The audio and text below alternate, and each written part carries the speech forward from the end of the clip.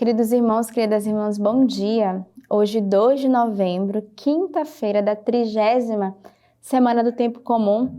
Hoje a igreja celebra, nós comemoramos exatamente todos os fiéis defuntos. É o dia de rezarmos pelos nossos entes queridos, mas também por aqueles que passaram na nossa vida e que hoje se encontram com certeza junto de Deus, junto do Senhor. É o dia de rezarmos e também de evangelizarmos. Aqui na Arquidiocese do Rio de Janeiro, temos a grande graça neste dia 2, que as comunidades vão até os cemitérios para rezar com as famílias, confiar todos aqueles que perderam, os seus entes. Viver esse dia de evangelização, tem missa a cada hora nos cemitérios. O cardeal também vai nos cemitérios rezar, não só pelas almas, mas sobretudo confiar as famílias que perderam e que estão lá presentes vivendo esse momento. Então hoje é um dia de rezarmos e intercedermos, que você traga ao seu coração, já nessa Lexio Divina, as pessoas que hoje se encontram na morada, mas aqueles que ficaram, que hoje estão aqui e que ainda não aceitaram, ainda não acolheram talvez a perca, Quantas pessoas ainda não sabem viver o luto e que vivem uma profunda tristeza, angústia, pela perca, por não saber viver essa passagem tão dolorosa, mas que é necessário e que todos nós devemos estar preparados para viver essa passagem e aceitarmos o caminho que o Senhor traça com cada um. Então é um dia particular para rezarmos pelos fiéis defuntos, mas também quinta-feira é dia da comunhão, é dia da unidade, rezarmos pela nossa igreja, pelo Papa Francisco. Hoje tem a catequese do Papa, então de rezarmos e carregarmos no nosso coração todas as intenções que a igreja hoje também se une a cada um de nós neste dia. E nada é melhor do que rezarmos por todos aqueles que nessa guerra partiram, que morreram. Eu acho que é um dia também de rezar, mesmo se nós não conhecemos, mas de confiarmos tantas vidas que foram perdidas através do coração do homem, que carrega muitas vezes a maldade. Então nessa quinta-feira rezemos por Israel, pela Palestina, por todos aqueles que perderam seus familiares e aqueles que estão sofrendo, pedindo a paz, mas também o consolo do coração. A primeira leitura de hoje é retirada do livro de Jó. Jó tomou a palavra e disse: Oxalá minhas palavras fossem escritas e fossem gravadas numa inscrição, com cinzel de ferro e estilete fossem esculpidas na rocha para sempre. Eu sei que meu defensor está vivo e que no fim se levantará sobre o pó.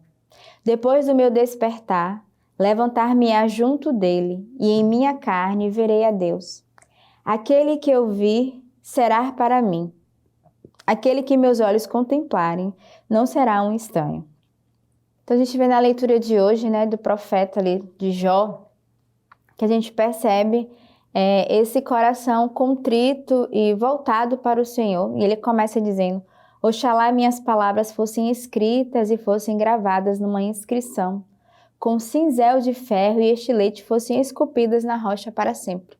Então Jó que traz a sua súplica, a sua oração e que deseja que a sua palavra esteja guardado no coração, mas sobretudo escrito, porque ele vai dizer: eu sei que meu defensor está vivo e que no fim se levantará sobre o pó. Então ele que reconhece, que atesta a presença de Deus e que deseja comunicar isso a todo o povo, para que as pessoas, ao despertar, se deem conta da presença do Deus, que é esse Salvador e esse Libertador, o qual todos nós somos chamados a contemplar a graça de Deus. O salmo de hoje é o Salmo 22. O Senhor é meu pastor, nada me falta. Em verdes pastagens me faz repousar. Para as águas tranquilas me conduz e restaura minhas forças. Ele me guia por caminhos justos por causa do seu nome. Ainda que eu caminhe por um vale tenebroso, nenhum mal temerei, pois estás junto a mim. Teu bastão e teu cajado me deixam tranquilo. Diante de mim preparas uma mesa à frente dos meus opressores. Unges minha cabeça com óleo e minha taça transborda. Sim, felicidade e amor me seguirão todos os dias da minha vida. Minha morada é a casa do Senhor por dias sem fim. Então o Salmo 22 é um salmo muito conhecido, Todos nós conhecemos esse salmo do pastoreio do Senhor, e o salmista começa dizendo: o Senhor é meu pastor, nada me falta. Então aqueles que se colocam sobre esse pastoreio, o rebanho do Senhor, tenha a certeza no coração, a confiança, o ato de fé que nada nos falta. E o que o Senhor é esse bom pastor que nos faz repousar, né, no seu coração, que nos conduz, como diz o salmista, para as águas tranquilas e que nos guia pelo caminho justo. Então, neste dia, peçamos ao Senhor a graça de não sairmos do seu pastoreio, não sermos ovelhas desgarradas, mas nos deixarmos ser conduzidos pela mão do Senhor. E aí o salmista, ele vai manifestar essa confiança em Deus. Ele diz, ainda que eu caminhe por um vale tenebroso, nem o mal eu temerei. Então, é um coração confiante, que ainda que passemos pela dificuldade, né, pelo vale tenebroso e pela escuridão, não devemos temer. Por quê? Porque o Senhor está junto a mim, diz o salmista. Teu bastão e teu cajado me deixam tranquilo. Porque nós sabemos que o Senhor caminha conosco, Ele segura a nossa mão, Ele caminha com cada um de nós, por isso devemos renovar a nossa confiança. E neste dia, né, de finados, devemos renovar a confiança em Deus, em todos aqueles que nós perdemos, mas que nós não estamos só, que o Senhor caminha conosco e cuida daqueles que partiram. Então, renovemos a nossa confiança. E aí o salmista termina dizendo, sim, felicidade e amor me seguirão todos os dias da minha vida. Então, peçamos ao Senhor a graça de sermos conduzidos por esse amor, por essa alegria, por essa felicidade, de saber que pertencemos a um Deus que é o pastor e guarda da nossa vida. A segunda leitura de hoje é retirada da carta de São Paulo aos Coríntios. Cristo ressuscitou dos mortos, primícia dos que adormeceram. Com efeito, visto que a morte veio por um homem, também por um homem vem a ressurreição dos mortos. Pois, assim como todos morrem em Adão, em Cristo todos receberão a vida. Cada um, porém, em sua ordem. Como primícias, Cristo. Depois, aqueles que pertencem a Cristo por ocasião da sua vinda. A seguir, haverá o fim, quando ele entregar o reino a Deus Pai. Pois é preciso que ele reine, até que tenha posto todos os seus inimigos debaixo dos seus pés. O último inimigo a ser destruído será a morte, pois ele tudo colocou debaixo dos pés dele. Mas, quando ele disser tudo está submetido, evidentemente excluir-se-á aquele que tudo lhe submeteu. E quando todas as coisas lhe tiverem sido submetidas, então o próprio Filho se submeterá àqueles que tudo lhe submeteu, para que Deus seja tudo em todos. E o evangelho de hoje é do evangelista São Lucas. Disse Jesus a seus discípulos, tende os rins cingidos e as lâmpadas acesas. Sede semelhantes a homens que esperam seu Senhor voltar das núpcias, a fim de lhe abrirem logo que ele vier e bater. Felizes os servos que o Senhor, à sua chegada, encontrar vigilantes. Em verdade vos digo, ele se cingirá e os colocará à mesa, e passando de um a outro os servirá. E caso venha pela segunda ou pela terceira vigília, felizes serão se assim os encontrar. Compreender isto?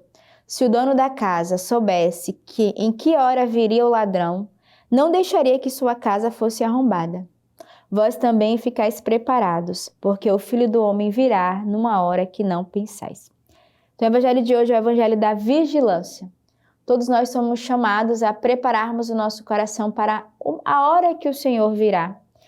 E é bem propício a leitura de hoje, porque no início eu dizia, nós não estamos preparados muitas vezes para a perca, nós não conseguimos aceitar a partida, a passagem da morte para a vida, né? Porque as pessoas não morrem, como disse Santa Teresinha, elas entram na vida, aqueles que fazem esse caminho com o Senhor.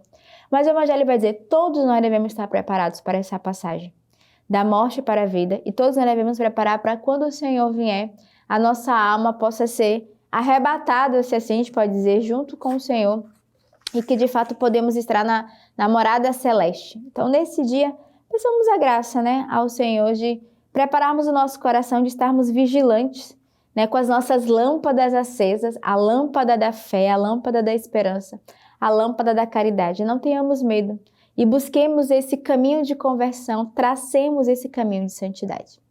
Neste dia também quero fazer um convite, né, a esse caminho de conversão, para você ali que é da região do Maranhão, ali Imperatriz, a nossa comunidade de aliança, junto com a comunidade de vida, está preparando um Recria-me. Então é um tempo de recriar a nossa alma, recriar a nossa história É um tempo de conversão, de cura, mas também de santidade. Então, você que é dessa região, aproveita, faz a sua inscrição, procura os membros da nossa comunidade e vive esse tempo de graça junto aos nossos irmãos da Aliança, mas também os nossos irmãos de vida que vão estar presentes animando esse retiro nesse final de semana, que começará nessa sexta-feira e terminará no domingo. Então, para maiores informações, entre em contato com a comunidade para viver esse tempo forte de graça. Que neste dia de oração e de intercessão e nessa quinta-feira, peçamos ao Senhor a graça de um coração unido a Ele e tenhamos uma boa quinta-feira. Que Deus os abençoe.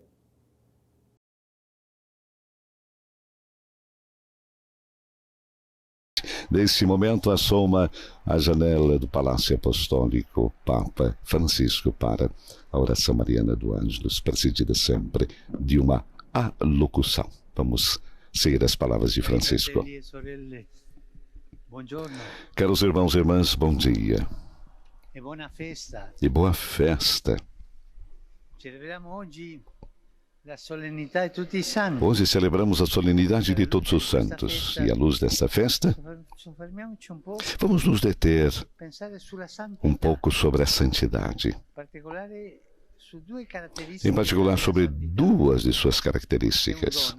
Ela é um dom, é um presente, não se pode comprar, e ao mesmo tempo um caminho, um dom e um caminho. Antes de tudo, um dom. A santidade é um dom de Deus que recebemos no batismo. Se o deixarmos crescer, pode mudar completamente a nossa vida.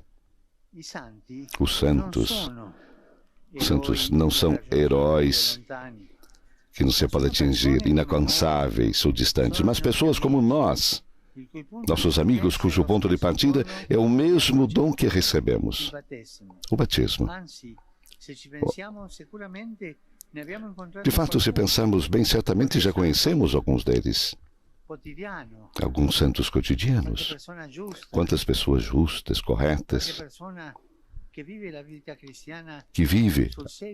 a verdade cristã verdadeiramente, e que eu gosto de chamar os santos da porta ao lado, que moram ali normalmente. A santidade é um dom oferecido a todos para uma vida feliz. Afinal, quando recebemos um presente, qual é a nossa primeira reação? Justamente, ficamos felizes porque isso significa que alguém nos ama.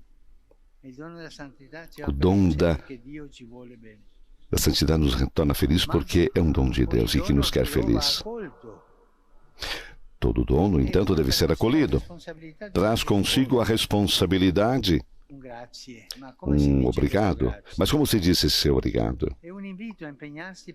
É um convite para se esforçar para que não seja desperdiçado. Todos os batizados recebemos o mesmo chamado a manter, a perfeccionar com a vida a santidade que recebemos. E por isso que dizemos, e esse é o segundo ponto, que a santidade é também um caminho. Um caminho a ser feito juntos, ajudando uns aos outros, unidos àqueles ótimos companheiros que são os santos.